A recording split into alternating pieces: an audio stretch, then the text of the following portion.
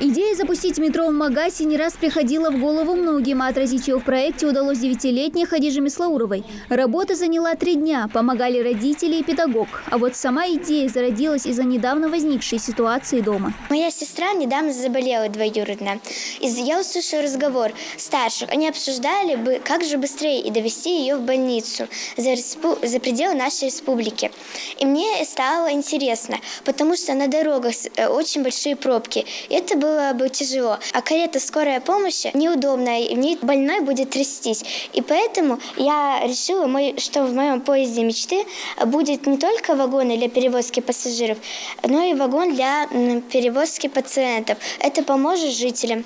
8 секций, около 60 учащихся и 72 работы. Научно-практическая конференция в 15-й Назрановской школе проводится уже 3-й год подряд. Тема 2021-го – «Первые шаги в науке». Ее цель – развить в детях тягу к знаниям и новым открытиям. Дети учатся проводить исследования. У них появляется желание написать эту работу лучше, чем все остальные.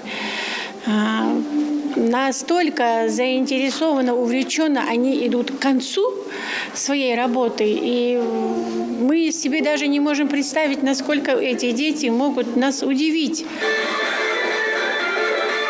Как с помощью танцев исправить осанку? Из чего делают шоколад? Как колонизировать Марс и дышит ли жемчуг? Темы своих исследовательских работ дети предлагали сами. Например, Ибрагим Томов решил рассказать о пользе лимона. Лимон поддерживает защиту организма. Он защищает его от болезней. Он защищает от него... как это сказать?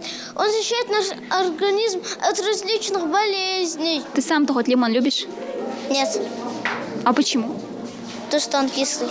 А вот в секции математики Аиша Ужахова решила применить царицу наук в строительстве дома. К выбору такой необычной темы подошла практически. Большинство учеников спрашивают у своих учителей, пригодятся ли им полученные знания в школе в жизни. И я хотела, передо мной была цель, то есть показать ученикам, что математика, она, конечно, играет огромную роль в нашей жизни. И, как в моей теме, это в строительстве дома. То есть в строительстве дома это один из самых важных элементов. Итоги сегодняшней конференции подведут чуть позже. Выбрать 3 победителей предстоит жюри, а лучшие проекты руководства школы отметит отдельно. Дана Плеева, Хасмагомед Майсигов, Новости 24.